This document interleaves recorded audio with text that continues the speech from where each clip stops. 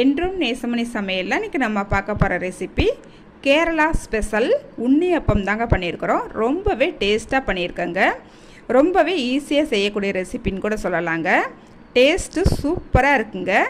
இன்றைக்கி பிறந்தநாள் மட்டும் திருமண நாள் கொண்டாடுற எல்லோருக்குமே என்னுடைய வாழ்த்துக்கள். இப்போ வாங்க நம்ம ரெசிபி எப்படி பண்ணலான்னு பார்த்துடலாம். 1 கிளாஸ் பச்சரிசி எடுத்திருக்கேங்க. இப்போ இதை ஒரு பவுலுக்கு மாற்றிக்கலாம். நான் இன்றைக்கி ரேஷன் கடை பச்சரிசி தாங்க எடுத்துருக்கிறேன். இப்போ இந்த அரிசியை நல்லா 2-3 தடவை நல்லா கழுவி எடுத்துக்கலாங்க. பாருங்கள், இந்தளவுக்கு கழுவி எடுத்தால் போதுங்க. இப்போ இதில் கொஞ்சமாக தண்ணி சேர்த்துக்கலாம். தண்ணி சேர்த்துட்டு இதை ஒரு 8 மணி நேரம் அப்படியே ஊற விட்டுறலாங்க. நான் இன்றைக்கி நைட்டு ஊற வைக்கிறேன், காலையில் எழுந்திரிச்சி தான் அரைக்க போகிறேங்க. இப்போ இதை மூடி வச்சிடலாம். பாருங்கள், 8 மணி நேரம் நல்லா ஊறி வந்திருக்கு. அரிசி நல்லா ஊறி இருக்குது.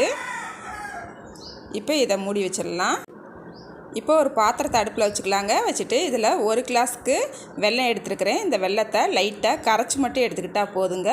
நம்மளுக்கு பாகுப்பதம் எதுவும் தேவையில்லை. இதுக்கு 1/2 கிளாஸ் தண்ணி ஊற்றுறேங்க. பாருங்கள், நல்லா இந்த மாதிரி அடுப்பு சிம்மில் வச்சுக்கோங்க. இந்த மாதிரி கரைச்சி எடுத்துக்கலாங்க. நல்லா கரைஞ்சி வந்துருச்சு. இப்போ அடுப்பு ஆஃப் பண்ணிக்கலாங்க. இப்போ இந்த வெள்ளை தண்ணியை நல்லா ஆற விட்டுறலாம். இப்போ ஒரு கடாய் அடுப்பில் வச்சுக்கிட்டு இதில் 2 ஸ்பூனுக்கு நெய் விட்டுக்கலாங்க.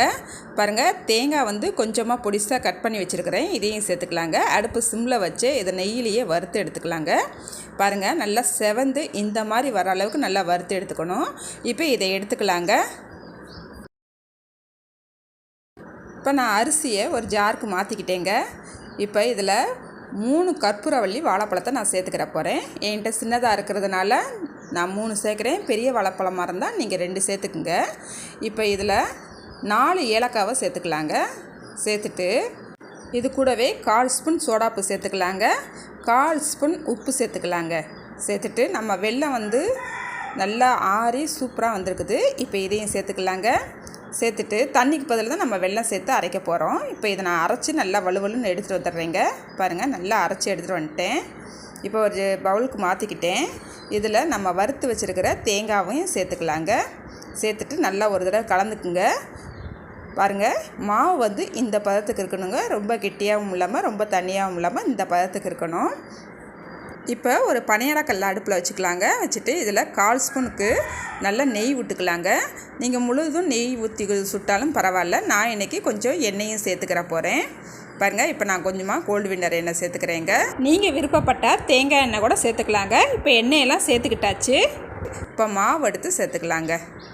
பாருங்கள், இந்த மாதிரி குழிக்கு சிந்தாமல் ஊற்றிக்கலாம். உங்களால் முடிஞ்சால் கரண்டியில் ஊற்றுங்க, இல்லைன்னா ஒரு கிளாஸில் ஃபுல் பண்ணிவிட்டு ஊற்றிக்கலாங்க. இப்போ அடுப்பை மிதமான தீயில் வச்சே வேக விடலாம். அப்போ தான் நல்லா ஒன்று போல் வேகுங்க. நல்லா வெந்த உடனே திருப்பி போட்டுக்கலாம். திருப்புறதுக்கு ரொம்ப ஈஸியாக தாங்க இருக்கும், கஷ்டமே இருக்காது. நம்ம திருப்பி போட்டு இந்த பக்கமும் நல்லா வெந்துருச்சு. இப்போ இதை எடுத்துக்கலாங்க. இதுபோல் எல்லாத்தையும் நான் ஊற்றி எடுத்துக்கிறேங்க. பாருங்கள், நம்மளுக்கு கேரளா ஸ்பெஷல் உண்ணியப்பம் சூப்பராக ரெடி ஆயிடுச்சுங்க. இங்கே பாருங்கள், எப்படி செவந்து சூப்பராக வெந்து வந்திருக்கா. இங்கே பாருங்கள், இப்போ நம்ம இதை டேஸ்ட் பார்த்துடலாங்க. வாவ், அப்படியே வாசமே கமகம்னு வருதுங்க. நம்ம ஒவ்வொரு தடவையும் சாப்பிடும் போது நம்ம தேங்காய் நெய்யில் வறுத்து போட்டோம் இல்லையா, அது வருங்க.